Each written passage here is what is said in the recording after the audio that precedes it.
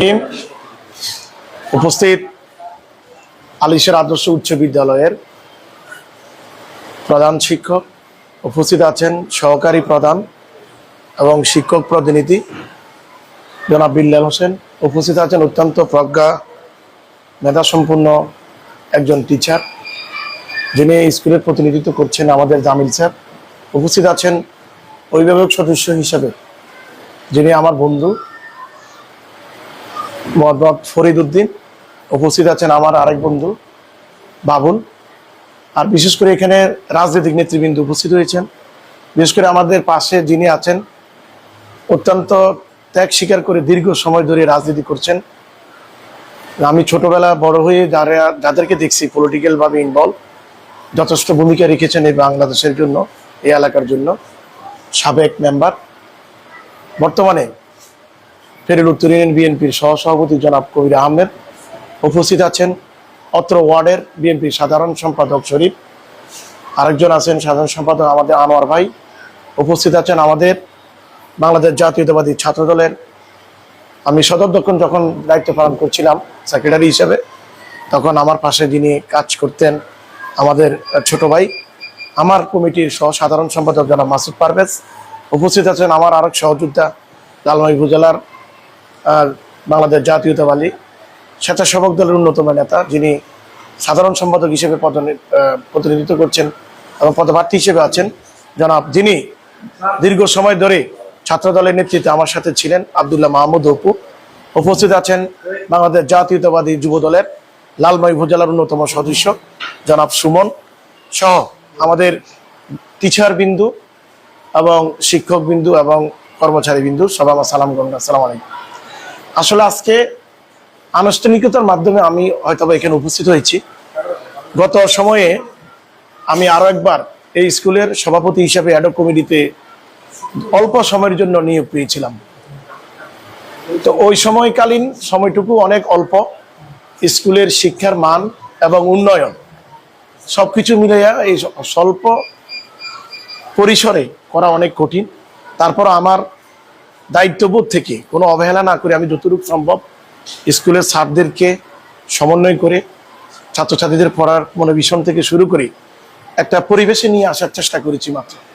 তো যাই হোক, আমাদের প্রথম কৃতজ্ঞতা জ্ঞাপন করছি যিনি এই লালমাই উপজেলার একটি ঐতিহ্যবাহী আলিশ্বর আদর্শ উচ্চ বিদ্যালয় অভিভাবক সদস্য, অভিভাবক অ্যাডহক কমিটির যে সভাপতি হিসাবে যিনি আমাকে মনোনীত প্রথম করেছেন, আমাদের প্রিয় নেতা, যিনি জানেন, যিনি কুমিল্লা 10 নির্বাচনী এলাকা থেকে সংসদ সদস্য হিসাবে প্রতিনিধিত্ব করছেন, আমাদের প্রিয় নেতা আলহাজ মোবাশ্বের আলম ভূঁইয়ার কাছে আমি কৃতজ্ঞতা জ্ঞাপন করছি।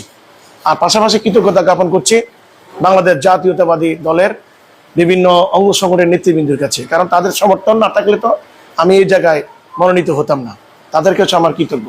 তার পরবর্তীতে আমি কৃতজ্ঞতা জ্ঞাপন করছি আলিশ্বর উচ্চ বিদ্যালয়ের শিক্ষক মণ্ডলী, ওদের কাছে আমি কৃতজ্ঞ, কারণ ওরা দীর্ঘ সময় ধরে আমি ওনার সাথে একটা সময় কাজ করেছি। ওই কাজ করার সুবাদে তাদের যে ভালোবাসা, যে রিসিভিং, সেটা আমি আসলে অত্যন্ত আনন্দিত এবং আমি খুশি হয়েছি। আবারও আমি আলিশের স্কুলে আসতে পেরে আমি নিজেকে ধন্য মনে করছি, কারণ এই স্কুলটা আমার কাছে প্রিয় হয়ে গেছে, টোটালি কথা এটা। তা আমাদের আজকে এখানে যারা নেতৃবৃন্দ আছেন, আমি কথা বলার আগে আমি অনুরোধ করব, আমি কথা বলার পরেও কিছু নেতৃবৃন্দ এখানে কথা বলবেন, আমরা সবাই নেতৃবৃন্দদের কথা শুনবো। তো আমি আর নেক্সট বক্তব্য রাখবো না, আমার বক্তব্য একটাই যে এখানে অ্যাডহক কমিটি আমি শুধু চেয়ারের জন্য আসছি, বিষয়টা এমন নয়। আমাকে একটি কথা আপনাদেরকে বলি, অত্যন্ত মনোযোগ দিয়ে শুনবেন। আমাদের প্রিয় নেতা মোবাশ্বের আলম ভূঁইয়া সাহেব আমাকে একদিন রাত্রে বিকালবেলা 5টার দিকে আমাকে ফোন দিয়েছেন। ফোন দিয়ে আমার বিভিন্ন খোঁজখবর নিয়েছেন। এই খোঁজখবর নেওয়ার পরে স্কুল প্রসঙ্গটা আসছে। উনি বলছে, তোকে আলিশের স্কুলের যে চিন্তা চেতনা দিয়ে তোকে এখানে দায়িত্ব দিয়েছি, ওই দায়িত্বটুকু তুই কিভাবে পূরণ করবি এটা তোর ভালোই জানা আছে। তবে আমি একটা কথা বলবো, তোর কম্পিটিশন থাকবে হরিশ্বর উচ্চ বিদ্যালয়ের সাথে।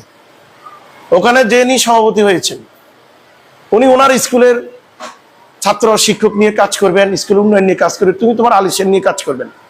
তা স্যারকে আমি একটা কথা বলেছিলাম, স্যার দেখেন শিক্ষার মান নিয়ে যদি আমি কথা বলি, তাহলে আলিশের মানে একটি স্কুল এমন একটি জায়গায় এটা অবস্থান করে যেখানে আসলে ভালো ছাত্রছাত্রীদের আনাগোনা থাকে না। অনেকে হরিচ্ছর চলে যায়, অনেকে বাগবাড়া চলে যায়। এখানে খারাপ ছাত্রদের আনাগোনা আমরা কালেকশন করি, এখানে স্কুলে ভর্তি করাতে হয়। তো স্যারকে যখন এটা বললাম, আমাদের এমপি মহোদয় বলছে, তুই দেখ আমি সবসময় দুর্বল এবং পচা জিনিস নিয়ে আমি আগাই, তোরও লক্ষ্য থাকতে হবে দুর্বল এবং পচা জিনিস দিয়ে তুমি প্রথম হইতে হবে লালমাইয়ের জন্য। এটা আমাদের এমপি মহোদয়ের কথা। তার মানে ওনার শিক্ষাটা এরকম, তোমার দুর্বল পচা যেটাই বলো সেখান থেকে তোমাকে উত্তরণ করে তুমি সবার আগে যেতে হবে। এই কথাটুকু যেন শুধু আমাকে বলে নাই, যারা শিক্ষক মন্ডলী এখানে আছেন, যারা প্রতিনিধি এখানে আছেন বিভিন্ন দলের, তাদের উদ্দেশ্য আমি এই কথাগুলো ওপেন করার উদ্দেশ্য একটাই, আমি শুধু সভাপতি হয়ে স্কুলের শিক্ষার মান উন্নয়ন, স্কুলের উন্নয়ন, ছাত্র শিক্ষকদের সকল কিছু দেখভাল একা আমার দ্বারা এটা সম্ভব না। আপনাদের সকলের সম্মিলিত প্রচেষ্টার মাধ্যমে যদি আমরা করি, তাহলে আমি নিশ্চিত করে বলতে পারি, আল্লাহকে হাজির নাজির করে বলতে পারি, ইনশাল্লাহ আলিশা স্কুল যেমনই একবার ফার্স্ট হয়েছে এ সময় আবার ফার্স্ট হবে ইনশাল্লাহ, এ কথা আমি বলতে পারি। এই জন্য প্রথমে প্রয়োজন ছাত্রছাত্রীদের মনোবিষণ তৈরি করার জন্য শিক্ষকের ভূমিকা অত্যন্ত গুরুত্বপূর্ণ। তারপরে অভিভাবকের ভূমিকা থাকবে, নেতৃবৃন্দের ভূমিকা থাকবে, আমাদের ভূমিকা থাকবে। আমাদের ভূমিকাটা অনেক পরে, কিন্তু শিক্ষকের ভূমিকা হলো সবচেয়ে ইম্পর্টেন্ট। এই কথাটুকু কাজে আসতে হবে। আর এখানে আমি আমাদের যে রেজাল্ট হয়েছে, আসলে আমি মাঝখানে এসেছিলাম, যতটুকু কোচিং ক্লাস করার দরকার আমরা চেষ্টা করেছি, টিচাররা আপ্রাণ চেষ্টা করেছে, তাদের পারিবারিক কাজ রেখেও অতিরিক্ত সময় দিয়ে ওরা এখানে সময় দিয়েছে। আমি বিভিন্ন সময় এসেছি, দেখেছি, তাদেরকে আমি ধন্যবাদ জানাই। সারা বাংলাদেশের শিক্ষা ব্যবস্থা হঠাৎ করে অটো পাস থেকে নকলের যে পরিবেশ ছিল এখান থেকে বেরিয়ে আসার জন্য আমাদের যে মাননীয় মন্ত্রী এহসানুল হক মিলন শিক্ষামন্ত্রী যে ভূমিকা রেখেছেন, ওনাকেও আমরা সাধুবাদ জানাই। এটার মূলত এই রেজাল্টের বিপর্যয়ের পিছনে এটা একটা ভালো লক্ষণ, আমাদের জাতি গঠনের, ছাত্র গঠনের, দেশ গঠনের একটার জন্য ভালো একটা উপলক্ষ এবং ভালো একটা দৃষ্টান্ত হয়েছে। ওখান থেকে আমাদের শিক্ষা নিয়ে কম্পিটিশন করে ভালো শিক্ষা সুশিক্ষিত আমরা তৈরি করতে পারবো আশা করি। সবাই এখন পড়ালেখায় মনোযোগী হতে হবে, নকল করে পাস করা যাবে না, দেখে পাস করা যাবে না, অটো পাস হবে না, এগুলো অনেকে বুঝে গেছে। তাহলে আমরা সবাই ওখানে পড়বে, এটা একটা ভালো লক্ষণ। ইংরেজির যে শিক্ষক, আমি যদি আমার একটা ডিপার্টমেন্টের দায়িত্ব পালন করি, আমার সাবজেক্টে যদি কেউ ফেল করে, তাহলে আমাকেই এই দায়ভার প্রথম নিতে হবে। প্রথম এই দায়ভারটা নিবে প্রধান শিক্ষক, তারপরে দায়ভার নিবে। এই দায়ভারটুকু আপনার উপর বর্তায়। আপনার প্রয়োজনে আপনাদের লিকেজ কোথায়, ছাত্রছাত্রীদের দুর্বলতা কোথায়, কেন সমস্যা হয়েছে, আপনারা এগুলা ভালোভাবে এগুলা করে তদন্ত করে ওই জায়গাটুকু আপনারা ফুলফিল করার চেষ্টা করেন। আমার বিশ্বাস আপনারাই স্কুলে সুনাম বয়ে এনেছেন, ভবিষ্যতে স্কুলে সুনাম বয়ে আনবেন, আপনাদের মাধ্যমেই সম্ভব। এই কথাটুকু আপনাদের কাছে রইল। আর যারা কষ্ট করে আমার সাথে এখানে এসেছেন তাদের কাছে আমি কৃতজ্ঞ, আপনাদেরকে ধন্যবাদ জানাবো। আর বিশেষ করে আজকে আমি একটা ঘোষণা করে যাব, আমি কোনো নির্ধারিত প্রোগ্রাম আপনাদেরকে দিয়ে আসবো না। আমি যে কোনো সময় আমার এই আলিশ্বর আদর্শ উচ্চ বিদ্যালয়ে ঢুকবো। আমি যখনও যেহেতু আমাদের এমপি মহোদয় অনেক গর্বের সহিত আমাকে এখানে দিয়েছে, আমিও গর্ববোধ করি, যে কোনো সময় আমি ওখানে ঢুকবো। আমি স্টাফ থেকে শুরু করে বিভিন্ন যে কোনো শিক্ষক, প্রধান শিক্ষক কোনো অনিয়ম দেখলে আমি সাথে সাথে এই অনিয়মের জবাবদিহিতার আওতা আনবো। এটা সকলের উদ্দেশ্যে বলছি। আপনারা হয়তো মন খারাপ করবেন আমি কথাগুলো বলার জন্য, তারপর আমার না বলে আমি পারছি না, কারণ আপনাদের পরিবার আছে, আপনাদের সমস্যা থাকতে পারে। যে যাবেন ছুটিতে আইনানুগভাবে দরখাস্ত দিয়ে ছুটিতে যাবেন। কেউ দেরিতে আসলে নোট করতে হবে যে আমার দেরি হচ্ছে আধা ঘন্টা 1 ঘন্টা, প্রধান শিক্ষককে নোট করবেন, মেসেজ দিবেন। উনি যদি ফোন না ধরে ওনার হোয়াটসঅ্যাপে মেসেজ দিয়ে রাখবেন।